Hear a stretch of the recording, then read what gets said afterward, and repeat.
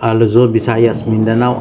Shout out po mga ka-idol sa mga solid supporter ko. Salamat po sa patuloy niyong panonood sa aking mga videos mga ka-idol. So andito pala tayo sa Pansiteria kasi namimiss na naman natin kumain ng pansit batil patong mga ka-idol. So, habang nagantay po tayo sa order mga ka-idol, sinisilip po natin dito sa kusina nila kung paano po niluluto yung pansit batil patong. Ayan mga ka-idol, nagisa lang siya mga ka-idol.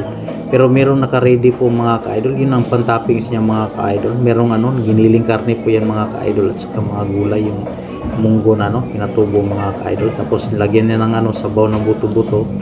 Tapos timpla ng asin. Tapos meron ding tuyo mga ka-idol. Kaya yan po ang nagpapasarap po doon sa pansit mga ka-idol. Actually mga ka-idol, yung pansit batil patong dito ko lang na-experience Cagayan, dito sa Tuguegarao City mga ka-idol. Ito talaga yung nila, pinakahilig nila na pagkain din ang pansit batil patong dito sa Tuguegarao mga ka-idol. Kasi doon sa parteng Bisaya, iba din yung pansit mga ka-idol. Pansit gisado lang doon mga ka-idol. Sky, ang gagandahan pa dito mga ka-idol. Kumakain ka ng pansit mga ka-idol. Merong sibuyas.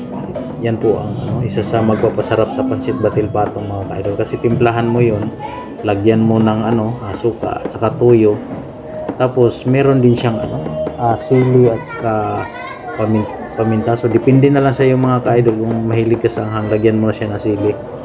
Ayan mga ka-idol, si ate yung tagaluto. Shout out dyan sa iyo ate, sarap po yung timplan yung sa pansit batil patong. Ayan mga ka-idol, yun po ang order natin mga ka-idol. 130 pesos po yan mga ka-idol. So tingnan nyo mga ka-idol, napakasarap po talaga. Yan po ang toppings niya mga ka-idol. Merong Shanghai, yung karahay at saka giniling na karne at saka yung munggo na pinatubo. Kaya masarap po yan mga ka-idol. Tapos may sabaw siya mga ka-idol na batil sa itlog mga ka-idol.